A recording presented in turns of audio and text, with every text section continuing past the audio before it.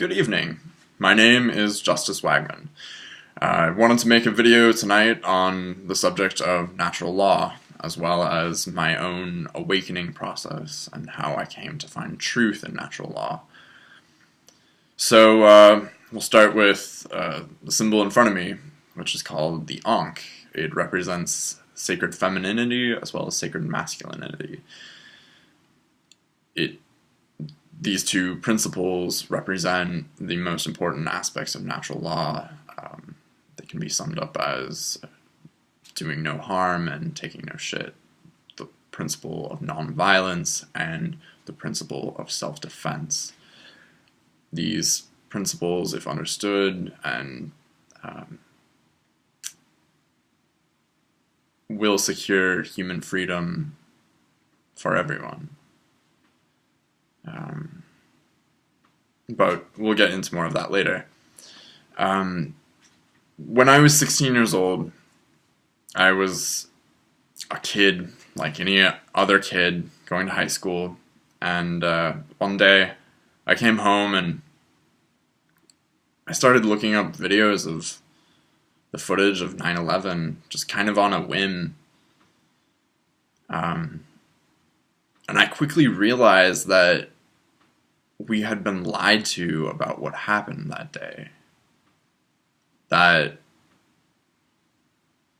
there's no way the official story of what took place actually took place. Now, why I say this,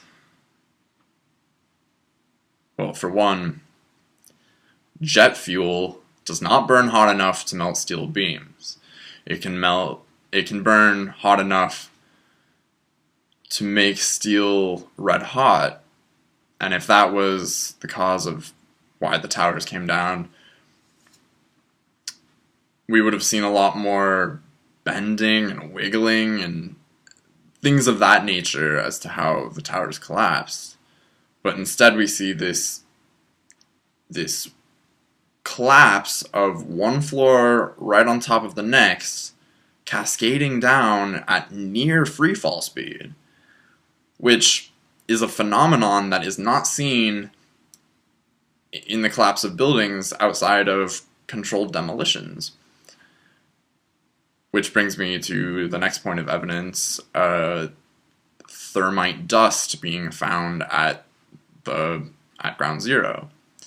Thermite is a very high temperature burning explosive that is commonly used in controlled demolitions of buildings. It is possibly the cause of why there was molten steel found at Ground Zero days after the event. But the biggest point as to why I say 9/11 was a lie is because a third tower came down that day, World Trade Center Building 7, collapsed just like the other two, one floor right on top of the next, coming down at near freefall speed. Thing about this building, though, is no airplane hit it, and the government wants us to believe that office fires made these buildings collapse, even though no steel-framed skyscraper has ever collapsed due to a fire before. Ever. So, I was 16 years old when I was discovering this, and I was hanging out with people in high school who were from military families, and they were getting really excited to join the military when they were getting out of high school, and they really wanted me to go do it with them, and I chose not to. I was pursuing a path of art, and my parents really wanted me to go to college. But you know, I always wanted to be a warrior growing up. I always wanted to charge into battle and fight the hordes of evil. But I chose not to join the military, and I think it was because, in the back of my mind, I knew we'd been lied to about what had happened on 9/11, and it made me realize that the hordes of evil are here at home in America. The devils are inside the walls, my friends. So, at the same time, I was investigating these stories of conspiracy within the government. I was also investigating consciousness, particularly my own consciousness. I was experimenting with psychedelic drugs, and this led me to developing a, shall we say, uninformed sense of spirituality. I started seeking out spiritual experiences wherever I could find them. And this led me to investigating certain subjects like ceremonial magic and alchemy. Alchemy, in turn, led me to the discovery of the greatest teacher alive today, Mark Passio, and his website, whatonearthishappening.com. I highly recommend everyone check out that website. You really don't know what you're missing. But one of Mark's lectures on YouTube is on the Kybalion, and the Kybalion is the study of Hermetic philosophy from ancient Greece and Egypt. In it are 7 laws of creation. And I thought I would touch on the 6th law of creation, the law of cause and effect. This law simply states that for every effect there is a cause, and for every cause there are effects. And this can be summed up as, we will reap what we sow, or for every action there's an equal and opposite reaction. So when we understand this, we understand then that spirituality is not about sitting on the mountain and meditating for 8 hours, or taking mushrooms and, going out of your mind to find ecstasy. These things are helpful tools on our path to truth discovery, but if our spirituality is only based on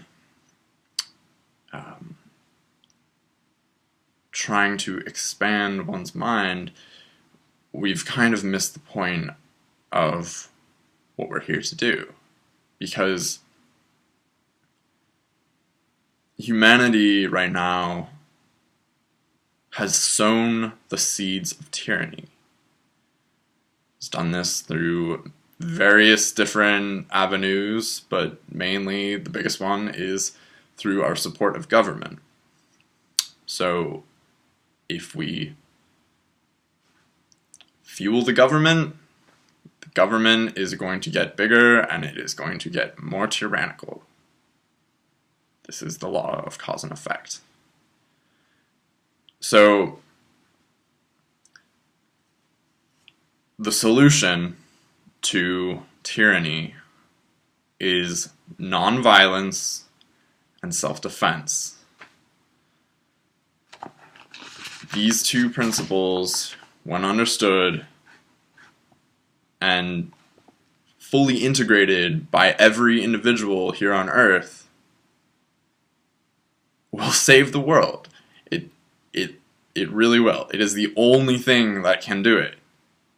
There's no special band-aid that the government can give us to somehow stop the problem of government tyranny.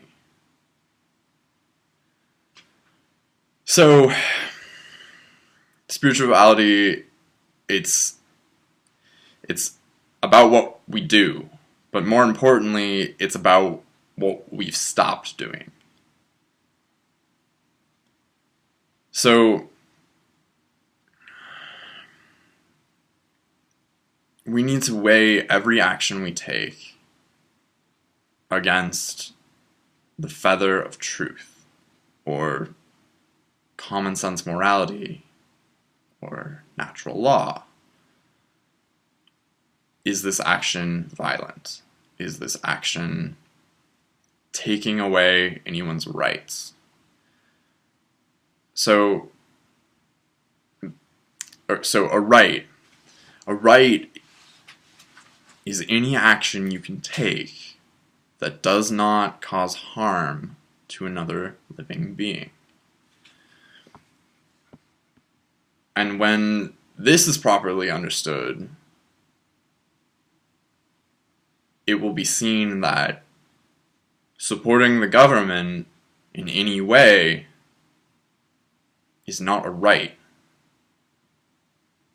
despite what they may tell you.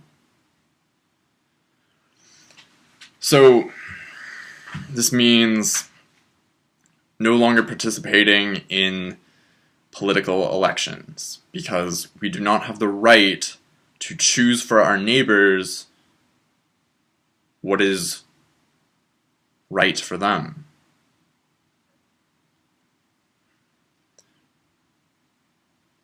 We also do not have the right to pay taxes, because in paying taxes, we are complicit with government violence, because our tax money directly funds the war machine and police brutality and all other kinds of heinous crimes that the government's doing that we might not know about.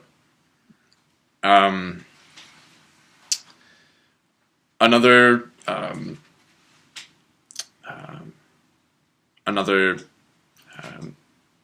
thing that we should all aspire to when we understand what our rights are is to eat plant-based and no longer eat the carcasses of animals or their byproducts, because animals have rights too, and we don't have the right to take away any other being's rights.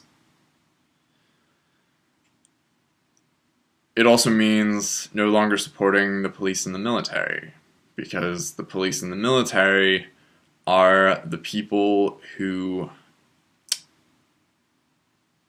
whose actions actually enslave the world. Now, we might think that it's the politicians that's the problem, or it's the banking elite, or it's the shadow government, or the sorcerers behind the shadow government. Now, all of these people are guilty and culpable for their actions, but when it comes to tyranny and locking people up in cages simply because they're on one side of an imaginary line as opposed to the other side, it's the order follower who is most culpable for the actions that are being taken. Those are the people who actually carry out the tyranny. They don't call it a police state for nothing. See, real awakened beings exercise conscience with every action they take. Conscience means with knowledge of natural law, or moral law, the law of cause and effect, the law of do no harm, take no shit, nonviolence, self-defense. So, when we understand what our rights are and natural law, we see that everything government does, all the laws it creates, are completely arbitrary and irrelevant in comparison.